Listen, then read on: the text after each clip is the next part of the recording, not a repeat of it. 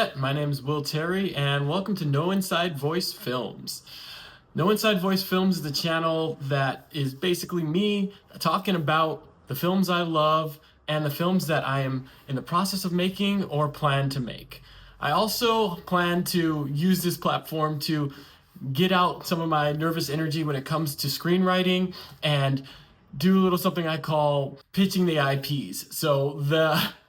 I am not a represented screenwriter. I've never sold a script. That is my ultimate goal, to be a screenwriter, filmmaker, and be represented and have people come after me and want to buy the things that I've written. But as of now, I'm just a father who works in higher education. My wife works in education. I love learning and I love helping people learn, but I also love to write and make films. So my ultimate goal is to be a screenwriter and a filmmaker full time.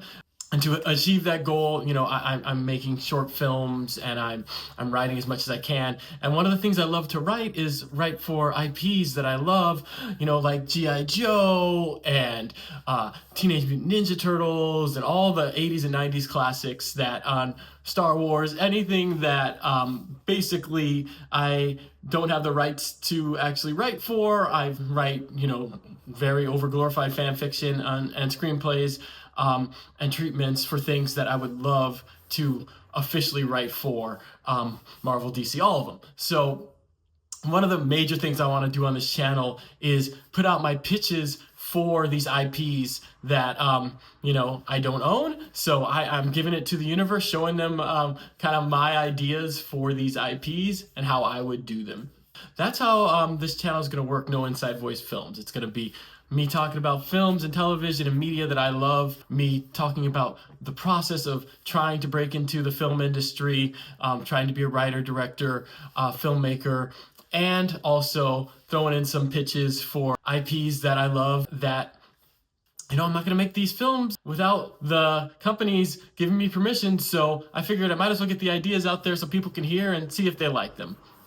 So for this first video, I wanted to kind of get the ball rolling with the IP pitches and go with a project that I've been interested in for a couple of years now, that doesn't seem to be going really anywhere, at least publicly, which is the G.I. Joe Transformers crossover film. Now, I personally believe that they should start off with a G.I. Joe solo film before they combine the two of them, but since the announcement was made that they're going with the G.I. Joe Transformers crossover first, I'm going to kind of throw my pitch out based on that. Now, if anyone out there reads comic books, which if you're watching this channel, you probably do at least dabble in comics as well, you know that there's an amazing series out, Energon series, that's, crossing over G.I. Joe Transformers and in a great way with a reboot of both franchises. That's fun. I mean, I would adapt those comics, but they've already got an established universe going with the Bumblebee and Transformers Beast Wars film. So I'm gonna go with that continuity, and I'm only sticking to the continuity of those two films in my pitch because I don't believe those films line up with the original Bay Transformers. I know you can make them work, but I don't believe so. So my continuity is gonna go straight from the end of the Beast Wars film, and so here we go. So basically, my pitch is, I'm going to keep it simple, not going to get into the weeds of every scene and everything, but the grand pitch for the Transformers G.I. Joe crossover would be, it would take place 10 years later, because it's already been several years since the last film, and by the time they get it shot and made, it'll basically be 10 years. So I'm already setting it 10 years later. So we're in the early 2000s. The kid from Hamilton, I'm sorry, I can't remember his character name from Transformers, and I can't remember the actor's name right off the top of my head. I'll put his picture here somewhere. He has been established with G.I. Joe now for 10 years.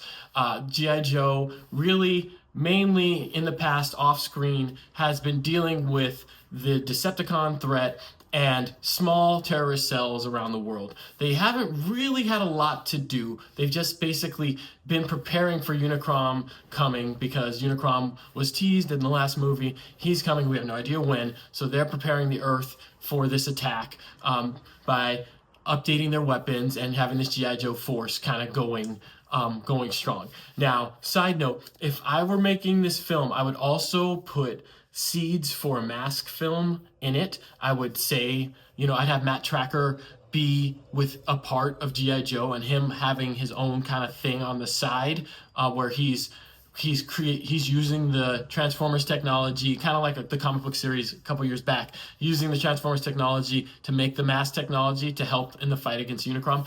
But it would be a very small thing that would be he'd just be a member of the Joe team. And if it took off, we could go in the mask direction. If not, whatever. But anyways, we've got the G.I. Joe team. They're building weapons, and the terrorist cells seem to be getting more organized at the top of the film.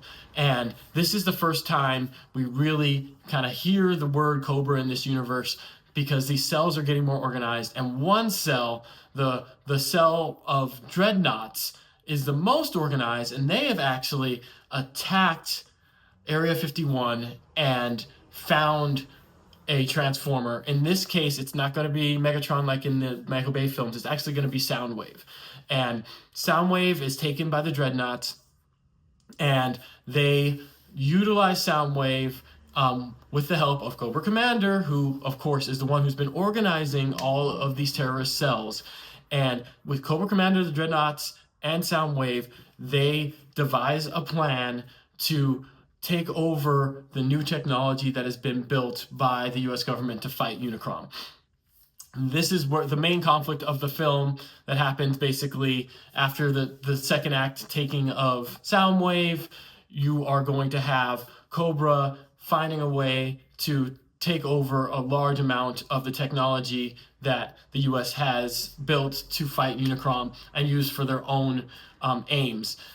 Hence, the Transformers and G.I. Joe are going to have to go to battle with Cobra, who have all these new weapons. Soundwave, of course, throughout the film will be picking up Decepticons to work with him.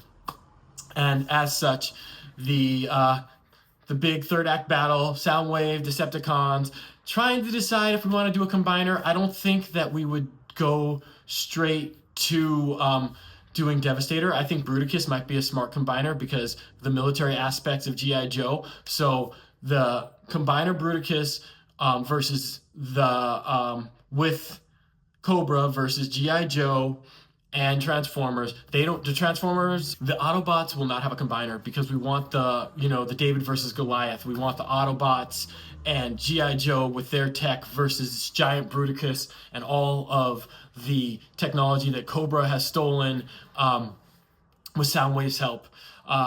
In the end, we will defeat the G.I. Joe, of course, and the Transformers will defeat the Decepticons. They will figure out exactly how the technology was hacked. They will take away the ability for the technology to be hacked. They will basically make it less automated, and the G.I. Joe team will be stationed with the technology around the world because now they know that keeping these things automated is not safe. You need individuals to watch it, keep it safe. You can pair up the G.I. Joes with Transformers if you want that toy tie-in.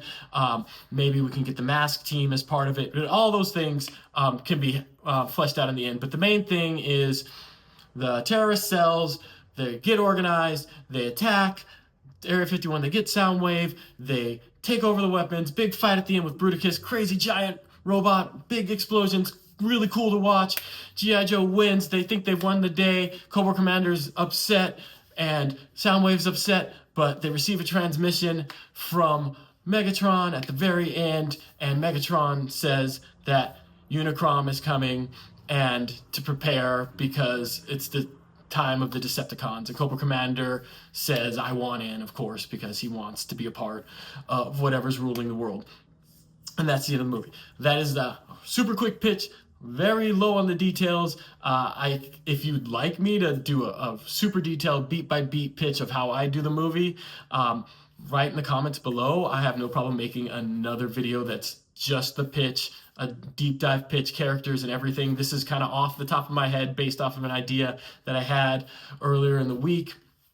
And this way, it keeps the video short, but also gives you an idea, kind of my plan in the future of doing these IP pitches and showing you what direction I would go in if I were charged with writing these films. And my goal is always to write a good film with great characters, but fun to watch for people who know the lore and people who don't know the lore together. So that's it for me. Thank you for checking out this video. Please like, subscribe. I'm just starting, so I would love to get to 100 subscribers. I hope that everyone has a good day. For No Inside Voice, it's me, Will. Just remember, life is only what you choose to make it. So let's all take it. Let's be free. Have a good one.